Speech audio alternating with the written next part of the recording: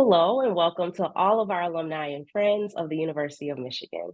My name is Kiara Trotter and I serve as the Director of Alumni Career and Education of your Alumni Association. I go by the pronouns she, her, and hers. We are very excited and grateful to have Kristen Simon with us as we delve into this month's webinar topic, which is Unlocking Leadership and Management Excellence. A few housekeeping items before we get started. This is an interactive webinar that is being recorded. The recording will be shared in a follow-up email. Please submit questions through the Q&A feature in your toolbar, and the chat feature is also active, so please feel free to participate in the discussion with other participants throughout the session in that chat section. We will do our very best to get to your questions, but given the significant number of registrants today, which is really exciting, it may not be possible for us to get to all of them. I will now share a bit about today's speaker, Kristen Simon, and then I'll turn things over to her. Leadership and career coach Kristen Simon, a proud University of Michigan alum, is dedicated to empowering individuals on their journey toward professional fulfillment and success. With an MBA and over 15 years of leadership experience in retail management, human resources, and coaching engagements across diverse industries, Kristen brings a wealth of expertise and practical application to her practice.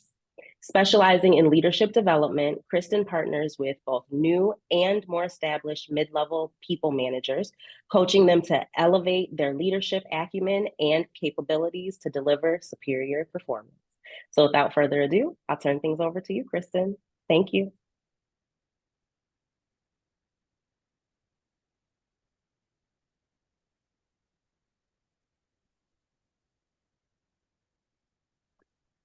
Hi, everyone. I'm so happy to have the opportunity to speak with you today. First things first, go blue. I couldn't show up without wearing my colors. And, I know it's been a few months, but I don't know about you, but I'm still relishing in our win. I think we have quite a bit of time that we can still, celebrate that. So as Kiara mentioned, my background is in HR, and I now currently work as a career and leadership coach. I love coaching and working with my clients to help them find success in their careers, whatever that means to them. And whenever I start working with my clients, we initially really spend some time getting clarity on what success means for them. There's a lot of different perspectives on what career success means to the individual. The one that most people initially think of, and will also be the focus of this presentation, it's a linear concept, or maybe you might know it as like a traditional concept. And that's a situation where success for you might mean that you're advancing up, the ladder in an organization, or you continue to get promotions to higher levels. For each of you, it actually might be interesting to sit down and really think about, what's your definition of success in your career? Does it mean, advancing to higher levels in the organization? Or maybe it's continuous learning, or maybe you're mission driven, or, maybe career success to you is really acquiring new and different skill sets. Whatever that perspective is, it's important to really get clarity on this, because only then can you think about, okay, what do you need to do in order to achieve those career goals?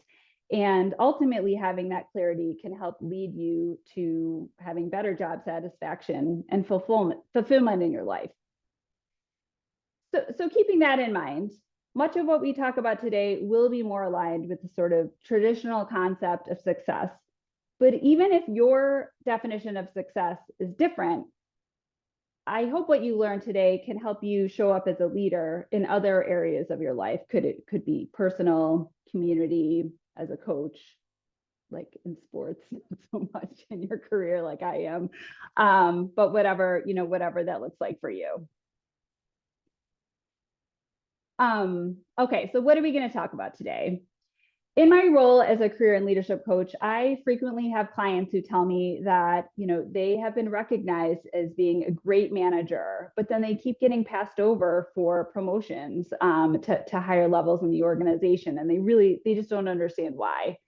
And so wherever you are in your career currently, whether you're a manager or a leader, or maybe neither of these, it's really important to understand the differences between leadership and management, because there may be some implications for how you choose to develop yourself. So what we'll talk about today is first understanding, what are those differences between leadership and management? Why should you even care? What's the point of even, talking about this today? And then we'll talk through some strategies on how you can really grow your management approach to be an effective leader. And we'll talk through some like practical scenarios of how somebody could do that. Many of you may have heard of Peter Drucker. He was an educator and a writer and known as the founder of modern management. This is a famous quote from him that I think really articulates that difference between management and leadership. So management is doing things right, and leadership is doing the right things. So as you can see here, management and leadership defined. So management, it's more about the task. It's task oriented, it's reactive approaches, and leadership, it's more people oriented and taking more of a proactive approach. Now, I believe everyone has the potential to be a good leader. And even if you don't think that you're a natural leader, you can develop the skills that will help to lead others effectively if you want to. And, I'd like to talk about the point that developing into a leader, it's really a journey. It's not an event. And just like everything else, it takes practice. A personal anecdote, so my daughter, she's in third grade, and up until last fall, she hadn't really been into sports at all, which is fine. She has a lot of other like interests and hobbies. But last fall, she decided that she might like to try out soccer. Awesome. So we showed up to her first practice, and to her horror, all the other kids were more skilled than her, which makes sense because they had all been playing for several years, right? But it was really challenging to coax her to games because she was worried that she wasn't as good as everyone else. And, I explained to her that these kids had been playing soccer for years, and that with some practice and discipline, she too would feel like more comfortable and confident on the field. So, she showed a lot of grit over the next few months in showing up to those games and practices and working hard. As many of you may know, if you have, no kids in sports, there's sort of a hiatus over the winter. And last weekend was our first soccer game in the spring. And that girl, she ran out on the field and was like so happy. I'm not saying that she had great skills, but that's not the point. She just was like all about being there and playing with her friends and like being active. And I mean, I found that to be like so inspirational, right? Like this is just like a very simple example of how somebody can really, if they put their mind to it and they practice and put in that effort, you can really, achieve what you want to. And I think, it's no different. If you're, the concept of developing into a leader, it's no different in terms of this being sort of a journey, and it doesn't happen overnight. There's a lot of individuals that study leadership, and they think that today in this constantly changing environment that great leaders are in short supply. The great thing about that is supply and demand. Since leadership is limited, it's also highly valued. So, developing your ability to lead can really give you a leg up and show yourself as someone who has a differentiating skill set. Before we move on, I did want to just make this point. We'll talk a lot in this presentation about, sort of, again, how leaders and the critical skills and qualities they have that sort of set them apart from managers. But that's not to say that great managers are not important. Great managers and great leaders are both essential to organizational success and effectiveness. And I wanted to make sure that I make that point before we move along. All right. So I'd love to do a little bit of exercise, an exercise with you. What you'll see here are a few different individuals that hopefully look familiar to you. I like to go through each one and get a sense from you on whether what you've learned so far, you see this person as a manager or a leader.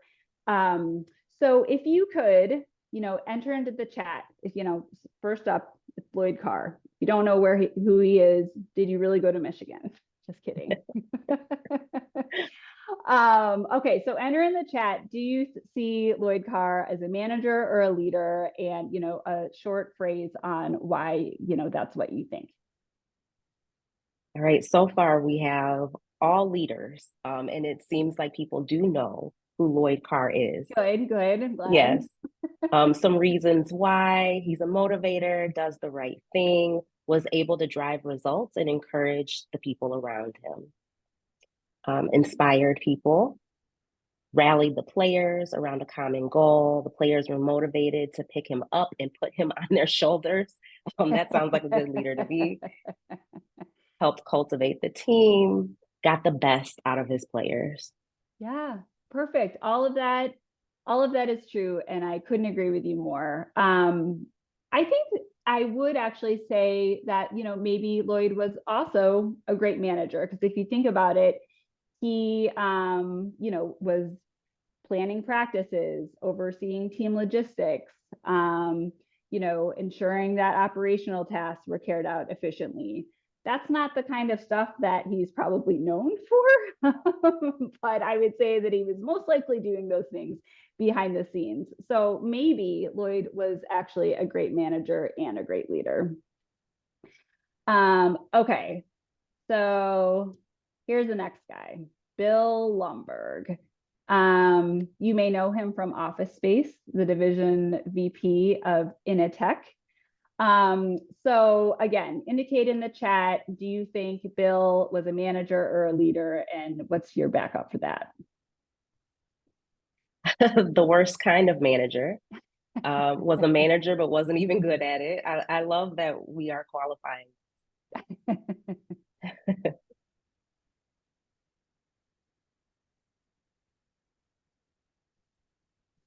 Manager, but no great vision. Manager was only interested in making procedures more efficient to make money. TPS only cared about what he needed. Yes. Used authoritative power, was not inspirational. The guy from Office Space, manager, definitely. Yep. So, he's the notorious micromanager that was widely disliked by everybody in the office. And everyone is, you're right on a par with that one. I would say he's anything but a good manager, but he's even farther away from being an inspirational leader. Yeah, and there was one more comment that came in that said that he is neither. He didn't plan resources well enough to avoid work on Saturdays, so not even a good manager, never mind a leader. I love this sounds that. like a fan. So true. Okay. Sheryl Sandberg, CEO of Meta. What do you think? You have a thumbs up. And leaders are starting to come in. Okay.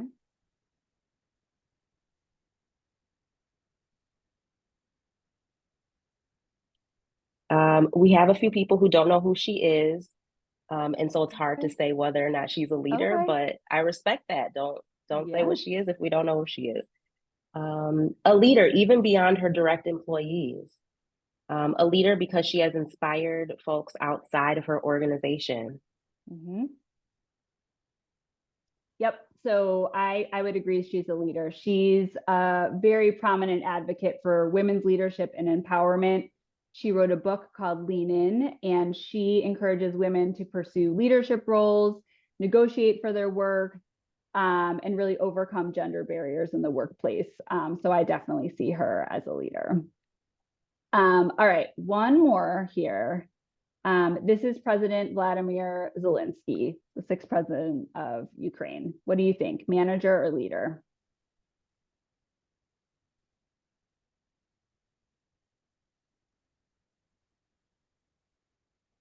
We're getting leaders coming in. Mm-hmm. Leader, he was willing to go on the front line. Yeah.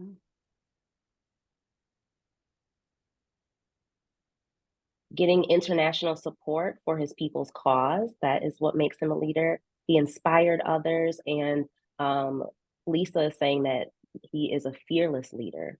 Mm-hmm. Yeah. He didn't abandon his people, demonstrated courage, grit, and perseverance, was willing to lead his people even unto death, inspired his people to resist. Yeah.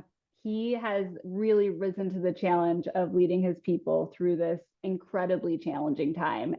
He's a strong communicator and a connector of people.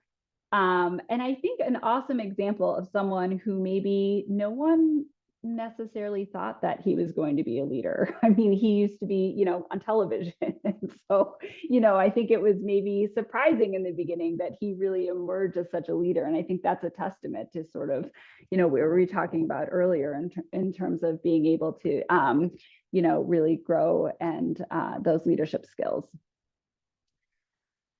Okay, so here is getting into a little bit more depth on those differentiators between management and leadership activities.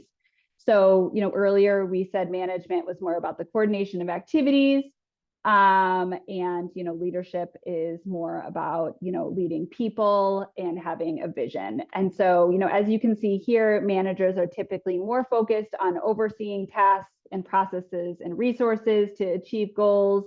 They're more concerned with operational efficiency and short-term goals.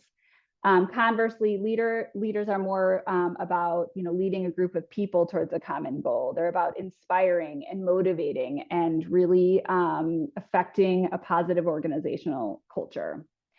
So now that you've learned a little bit more about manager skills versus leadership skills, let's discuss one more renowned manager and leader,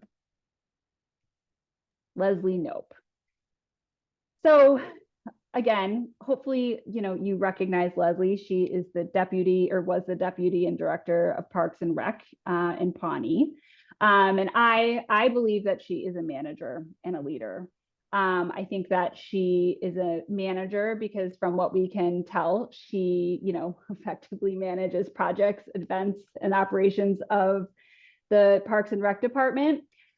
She was, pretty on top of it in terms of making sure tasks are completed accurately and delegating, her responsibilities to her teammates, etc. So how do you think that Leslie showed up as a leader? What sorts of things did she do that,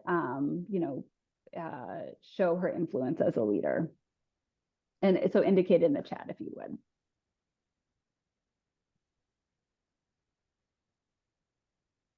She was inspirational, had a vision for a better Pawnee and government. She did remember people's birthdays and celebrate them. Oh, yeah. So she did honor people as individuals, aspired to go beyond the status quo, led by example, inspired those that had different beliefs from her to respect her to the point of going above and beyond for her. And she didn't shy away from hard work. Yeah. And saw people's strengths. And so I agree with all of that. And I would also say that she had charisma. Nobody was more passionate and enthusiastic than Leslie. And she really utilized those attributes to get people motivated and inspired to follow her vision of, improving the community. All right.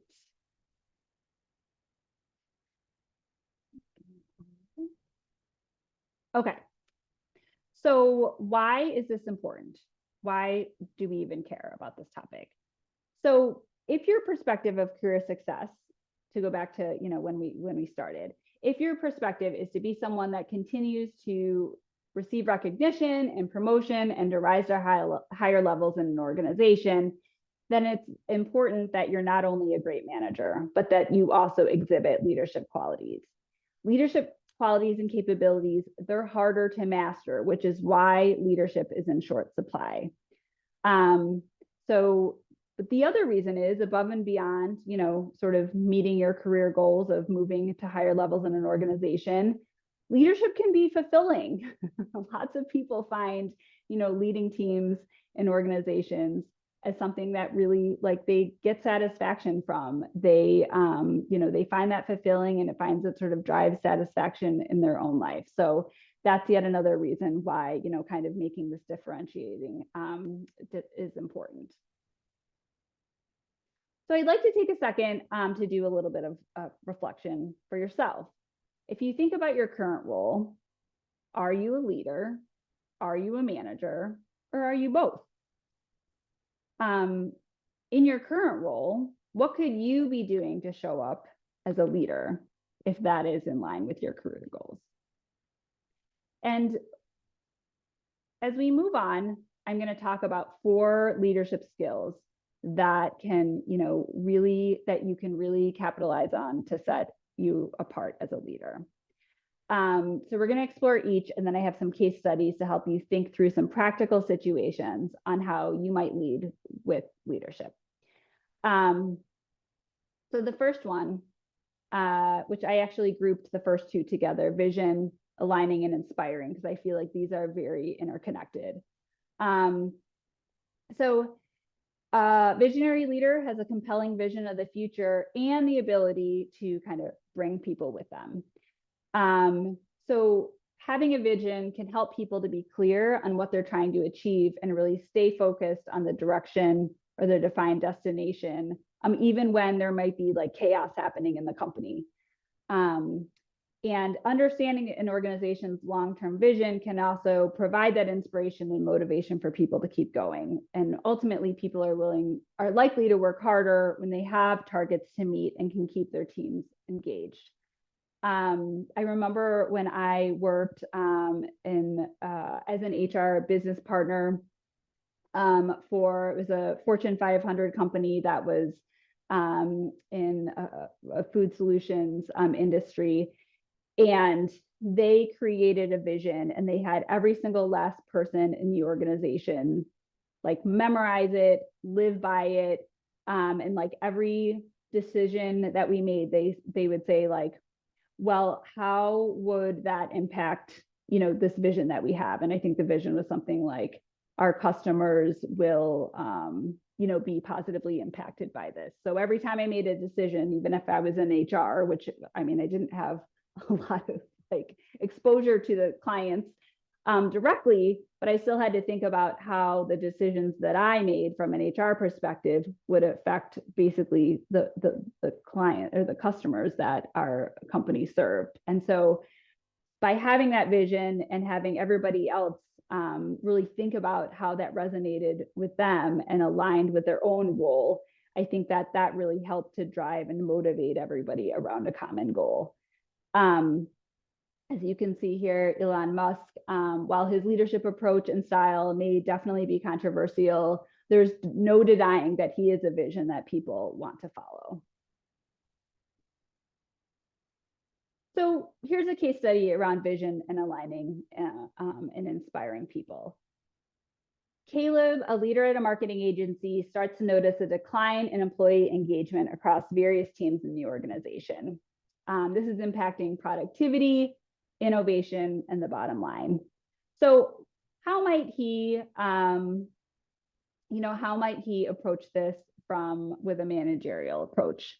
Well, he would identify task-oriented quick fixes that are more reactive. So it could be maybe monetary incentives, performance bonuses to hopefully boost morale and motivation. And while no one can deny that receiving extra money is nice, it potentially is that's more of a Band-Aid solution. It might not address sort of the root cause of what's happening with the culture. So to kind of flip this, if Caleb was to respond with more of a leadership approach, he might communicate his vision to the workplace, or can communicate his vision of how he saw, the goals of the organization, and really work with the teams to rally around those common goals. He might really try to get feedback from others on like what's working, what's not, so that he can get to the root cause, and really kind of identify like what is it that sort of is contributing to this decline in engagement, and how can they all sort of rally around this as they think about the greater, vision of the organization. Okay, so the next skill is strategic thinking. And I like this quote, just simply, don't let the future surprise you. Leaders need to continually be looking for new ways to contribute to organizations and also anticipate any challenges that might arise. It's about keeping an eye on the future and not just react to what's happening in the present. So let's take actually a managerial activity like staffing. So I have a client who was a manager in retail, and so staffing was, one of her main responsibilities. As you may know, staffing in retail can be really difficult. There's a ton of turnover, and it can really leave you in the lurch, right? You might have to work overtime until you can fill roles, and other people also it might impact sort of their schedules. And so, the constantly having to like search for somebody to fill roles after it happened can be a bit of a rat race, right? And you can never quite catch up. So another way to think about this is, a strategic leader could maybe think about that in such a way where you proactively come up with a pipeline. You're building relationships with potential hires so that when somebody quit, which inevitably will happen in retail, it didn't create all kinds of chaos in the department. You had anticipated that, you were ready for it and knew how to kind of react to that instead of sort of like spinning your wheels and having to catch up. So that's an example of how, a leader could be sort of strategic thinking in this kind of context. Okay, so here's a case study on strategic thinking. Kate's company specializes in developing productivity software. They have a loyal customer base and a well-established revenue stream. However, a new competitor enters the market with some disruptive technology and threatens to render their software obsolete. So, she's really challenged with what to do in this situation. So again, a managerial response, while not bad, it would be different in that it would be, more reactive and task oriented with sort of short-term solutions. She would delegate tasks to her team to address the issue promptly and efficiently, and also take short-term measures, such maybe price discounts or promotional offers to help retain the existing company customers that they have. A leadership response would be one in which you would use more strategic thinking framework. So for instance, Kate had already done a SWOT analysis. She already knew that this could be, a threat. And so she had already designed actions that she would take to kind of get on the forefront of this and be proactive so that she wasn't taken by surprise when a new competitor entered, the industry. So another sort of interesting anecdote from my own, personal situation is that many of my clients show up because they are looking to move to another job immediately. I mean, that's not abnormal, but some of my clients show up and they're not looking to make a move right away, but they know that maybe something's going to happen in their company. Like they sort of started to sense something, or they think like, I maybe feel like I'm outgrowing this role. And so they're, in, meeting with a coach to kind of think through like, how do I want to set myself up for success, even if it's in, the next 3, 6, 9, 12 months. And that is strategic thinking, right? They're sort of scanning the horizon to like put their feelers out for like what could happen, and then preparing themselves and putting themselves in the best position so that if and when that does happen, they're ready. Okay, the last leadership skill here, driving change and shaping culture.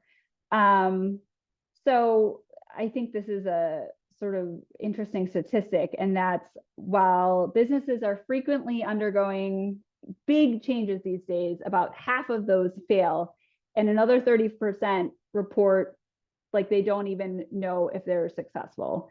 Oh wait, that's the 16%. Only 34% report clear success, and 16% they're not even sure. So this indicates the real need for leaders to be somebody who is able to drive change and shape cultures. And I think the most important key in doing so is really communication. Letting those in the organization have a very clear understanding of why that change is happening and how they could be a part of making that change a success.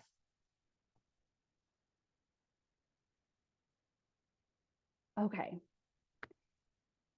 The last thing I want to touch on here is, sometimes when I'm coaching my clients and they're trying to figure out how to get to the next level, they frequently lack confidence because maybe they've never been in a people manager position. They're leading a small team and they don't feel like they have a lot of influence, or maybe they're just like, I'm just starting out in my career. How could I possibly show that I have the potential to be a leader? And, I think there's potentially tons of opportunities to do so. And here I'd like to share a few examples of how I might coach my clients to help them stand out and show potential as a leader. One of those is really taking initiative, like raising your hand, volunteering for tasks or projects that maybe aren't, specifically part of your role.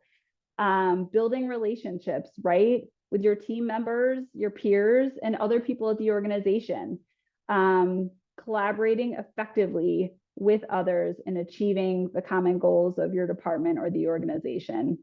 And the last one there, adaptability. This goes sort of hand in hand with that driving change. So, be flexible. Don't be left behind. Be somebody that embraces change. And that can really help others to see you as having influence as a leader. An example, I have a lot of examples of clients that have done this actually. I think that it's really about people taking accountability for their own careers. And that's sort of how somebody can show up as a leader, even if, they aren't specifically in this type of role. I had a client who she was kind of bored of her position, and she, was thinking about leaving because she didn't feel like there was any room for growth. So together we identified what work would actually inspire and motivate her. And she went and created a job description for her role that she wanted, and she presented it to the leadership team. And she was really surprised. I wasn't, but she was surprised because it was so well received. The leadership was kind of wow that she'd really taken that initiative. There was a lot happening in the organization at that point, and with this role, she would really be helping to, help the rest of the organization adapt through that change. So with that, again, leadership, I feel like their eyes were really opened to wow, how much potential she had. And, it created a really great outcome for her. As we start to wrap up, let's revisit the slide. So we've covered a ton today, and hopefully you're more clear now on how management differs from leadership and have learned a little bit about what skills are needed to advance to leadership roles. As I mentioned before, if you choose to upskill yourself on any of these activities, I encourage you, to adopt sort of a mindset of continuous learning. Read books, listen to podcasts, formal trainings, whatever it may be. But really, the hands-on learning is the greatest complement to those types of, those other types of learning, because applying your learnings can be and is the best practice. So even if your career goals don't include leading in the traditional sense, like I said before, these skills can be valuable in a variety of different contexts, whether it be personally, in the community, or other areas of your life. As I mentioned before, developing leadership skills, it's a continuous journey that really evolves over time and it's never really truly complete. Sometimes we talk about in coaching, or something that we talk about with all of our clients, is really taking that first step.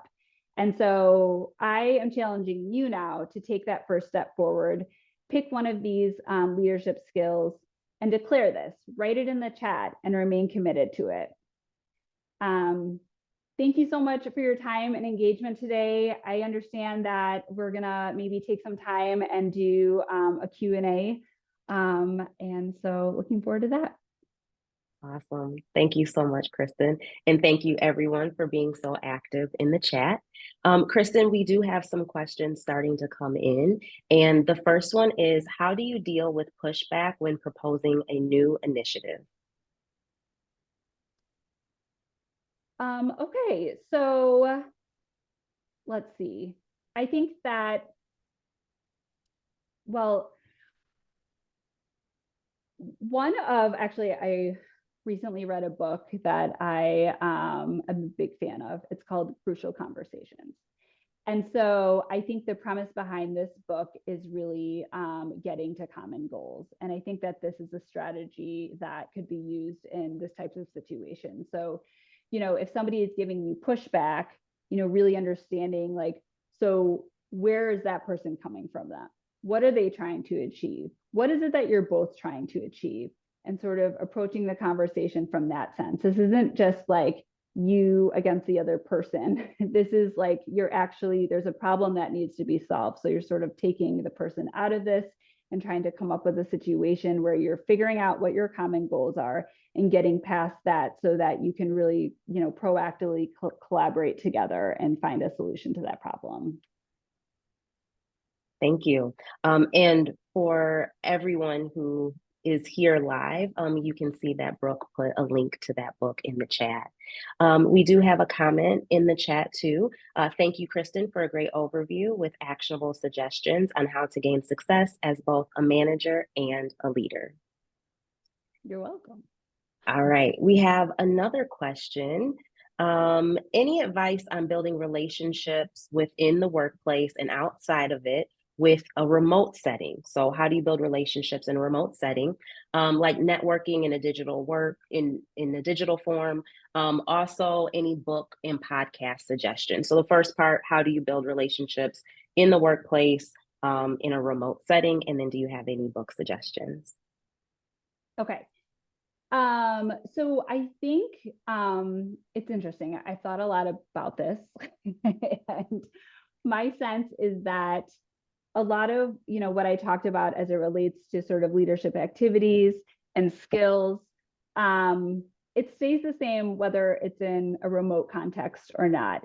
And it's more about sort of the medium of communication, right? So you could talk about, so I think, again, if we're sort of differentiating between different types of activities, a manager, of course, best practices for a manager are to have weekly one-on-ones with their employees and maybe have a group, or a team meeting at least weekly, and to kind of facilitate some sort of collaborative environment for that team. And so I think that is true of a remote environment, but it's like figuring out, okay, like what's the best way to interact for that team? Is it on a platform? Is it on a phone call or whatever?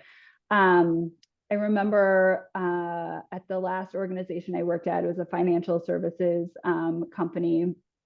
I was in an HR BP role there as well. The leadership had gotten some feedback about the fact that people didn't feel like communication was transparent and they never knew what was like going on with the organization. So this all goes back to sort of like people not understanding what the vision is. And so that can obviously impact employee satisfaction and engagement because they have nothing to motivate them, right? They don't know what they're doing. They're working 40 to 50 hours a week and they don't know why. So, this was in a remote environment. So the leadership team kind of put together a strategic plan of how they were going to address this. And what they did was they had like a monthly meeting where leadership showed up and people could ask them whatever questions that they had, right? They wanted to be fully transparent. In addition to that, they also set up a Slack channel, which if you don't know what that is, it's like similar to like a Teams or something like that, and internal to an organization where people can communicate. So people could submit questions on there as well. So maybe they couldn't, attend the session, but they could also, ask their questions and get those answered in the Slack channel. And so my point in saying this is like, had that happened and we weren't in a remote environment, then maybe they would have had one of these meetings on site, right? Mm-hmm. And that was the way that it would have been facilitated. But in this case, it was online. I actually think that the fact that it was remote maybe even contributed to the positive reaction that was or response that people had to this type of communication, because it reached more people, right? Mm-hmm. Like if people had meetings or couldn't come, then they still were able to like watch it after, or they were still able to engage on Slack. Or it was a global organization, so other people were able to tune in as well. So I think that it's funny because in some ways I do think people feel like we're lacking in a remote environment, but I do think that in some ways it's really like actually can be a good thing. So I hope that answered your question. Great, thank you. And we can follow up with some book and podcast recommendations when we send our follow-up email. I have a few if you want me to. Great, yeah. Yes. Yeah, so please. I love listening anything by Adam Grant, Simon Sinek, and Brene Brown. And another book that I like by Sherry Hartley is How to Talk to Anyone. And it's really, again, about building and fostering relationships, which I think is, pretty core in terms of what we're talking about here. Awesome. Thank you. Mm-hmm. Okay, we have some more questions. Thank you all for sending your questions over. How do you get feedback on whether your leadership skills are coming through? Oh, that's an awesome question. So I think the answer to that is you ask for it. And so there's a lot of different ways that you can do that, right? But you can ask, you can just go old school and ask in a one-on-one, be like, how am I doing? Like, and hope that, and I think it's important in that situation to really create a safe space for somebody to feel comfortable responding to you, right? Because you're in a position of potentially power, right? So, you want to make sure that someone feels like you're really going to listen to them and you're really open to their feedback so that they will actually, tell you what they think. Another way that you can do this is, I know you could do a 360 evaluation, which I don't know if you know what that is, but it's basically a situation where you can ask or have it facilitated maybe by an external organization, and you have people provide, you would send like an email and say like, please provide feedback on my leadership. And that can be anonymous, right? So that, again, this might help people feel better about telling the truth about your leadership style. So a 360 evaluation is a more anonymous way to seek that feedback. Thank you. Okay, another question is, how do you inspire those who only show up for a paycheck or benefits? It's difficult to lead when they don't believe in the company's mission, nor are they eager to get on board with initiatives. Yeah, there's no denying that is a very challenging and tough situation. And I think how, I would try to approach this or coach my clients on this is to, what are the motivators for that person, right? Like, what if they don't believe in the mission, then what are truly the things that are getting them up in the morning, Mhm. right? I remember this may or may not be relevant, but at one of my previous organizations where I was an HR business partner, we had an employee, and he was very vocal about the fact that he was like about to ride off into the sunset. He was about to retire, and he's kind of doing his work, but I wouldn't call him like the most engaged person. But we all knew that he really wanted to, like, his next career to be photography. Like that was Mm. his passion. Like that was what, and so, if you think about that, what probably inspired and motivated him was being able to kind of mentally leave his workload at work so that he could go home and be passionate about what Mhm. was excited to him in his life right then. So maybe he inspiring and motivating him would be to have more productive meetings so that he didn't have to work outside of his workday, and Yeah. he could actually hone in on what was important to him at that time in his life. So it might not be the traditional sense of what you would think is inspiring or motivating someone, but it's really asking those questions, having empathy, and understanding people and what's behind sort of what's motivates them. I keep saying that word, but it really is that, even if it's not what you would think it would be. Great. Thank you. Okay. I'm going to, oh, I'm sorry, I almost missed a couple of questions. Okay. Do you have any template or form to seek feedback? Do you have any templates that you can share with people to solicit the feedback? I'd love to understand more about that question. Is this for the webinar or for feedback as like a leader, or tell me more about that question. Yeah, so it sounds like as people are asking the people that perhaps they are supervising, managing for feedback, do you Mm. have any suggestions or any tools that they can use to solicit that feedback from people? Hmm. I think, can we provide resources as a follow-up to this, Kiara? Absolutely. Okay, Absolutely. cool. I can I Great. can I can get something there. Yeah. Wonderful. Thank you. Mhm. And then next question, thinking from a leadership perspective, what unique strategies and techniques do you see being successfully applied to rally fully remote teams? So you touched on this a little bit with communication, but anything else that you've seen work for your clients when they need to rally the team, but they're not there in person? Um, I think I really think this goes back to communication, Mhm. right? And also really understanding your team, because I think that for many leaders, being in a remote environment might cause them to feel like they want to micromanage more, right? Because they're like, where is my employee? Yeah, it's a great point. Like, and so I think one of the things you can do as a leader is really maybe set some expectations up front. So if you are concerned about your employee,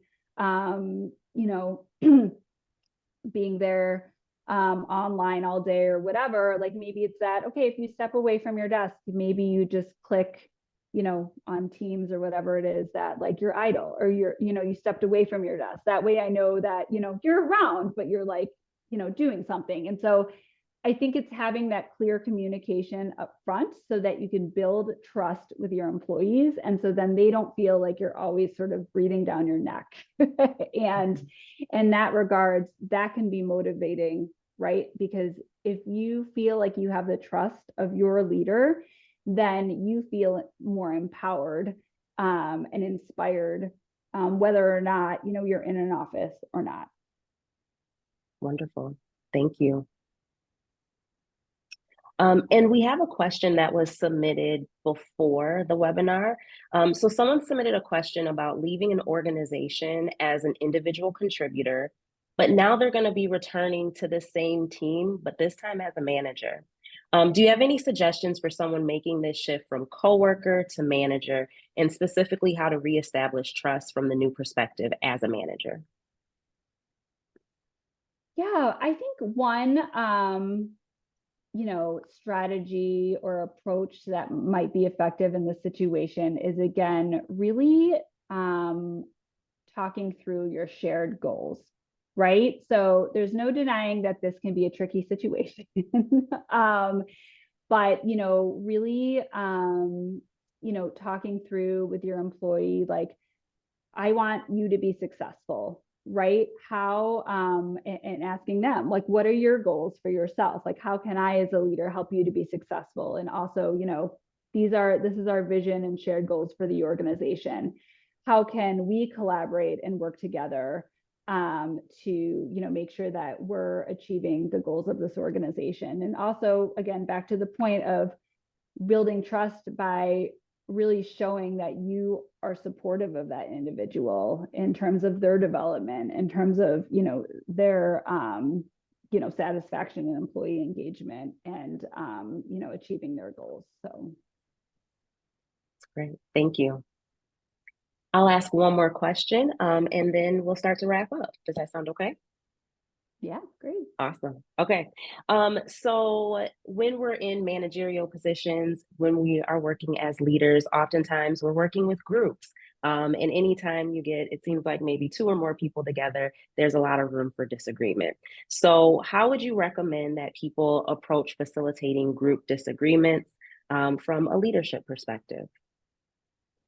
Yeah, so I first want to say that I actually think disagreement is generally a good thing, right? I think that these are the environments that really foster a sense of, diverse perspectives, and where, a lot of innovation comes out of this. Um, and I think it all goes back to really rallying people around the common purpose. Why are we all here? Why are we having this discussion? We're on the same team. We're trying to kind of come up with those win-win solutions. Mhm. And so, I mean, the goal might not be that everybody even agrees with the answer, the solution, right? But you want everybody to feel comfortable giving their point of view and kind of leaning into the conversation. And so I think creating that safe environment and really, again, sort of focusing on the idea that, this isn't this person against the other. This is really like you two against the problem. And, you're looking to kind of create those win-win situations, and everybody has sort of like the same purpose. Awesome. Thank you, Kristen. All right, so we'll go ahead and close things out. Please, everyone, thank you, and join me in extending a genuine and heartfelt thank you to Kristen for being with us today. You're welcome to connect with Kristen via LinkedIn, and the link to her LinkedIn page, I think is the way you say it, will be in the chat. Kristen, thank you for your time and for your expertise and for giving back to the University of Michigan community. We really are grateful to have you here, especially in your U of M swag. We'd like to remind our alums that a recording of today's session will be sent to you as follow-up. And a link to our survey is in the chat. We would love to hear your feedback on this session. Please know that we read every single point of feedback that's shared with us, and then we apply it as we're able to. Also, don't forget to explore our website, alumni.umich.edu/career. There you can find a wealth of career resources that are available to you on demand. Thanks everyone for being with us today, and go Blue.